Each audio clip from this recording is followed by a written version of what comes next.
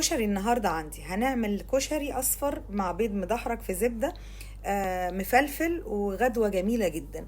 هنعمل بصلاية هنقطعها شرايح وهنحط عليها معلقة سكر وهنكرملها لغاية ما تغمق وتخرفش معانا. هنقطع بصلاية تانية صغيرة مقطعة مكعبات مع فص ثوم وورقتين لورا وكوباية رز وكوبايه ونص رز وكوبايه عدس. هنشوح فيهم كويس قوي قوي قوي.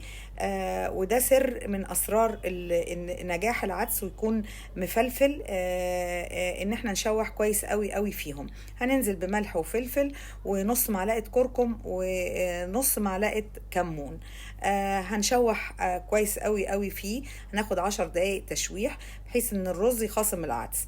هننزل بميه سخنه عليه فوق الوش الرز بحوالي نص سنتي، وهننزل بحته زبده. هنكون سلقنا بيض. هنجيب البيض هنقسمها بعد ما تتسلق نصين، وهنجيب قطعة زبدة وهنحمرها في الزبدة. ده البيض المدحرج.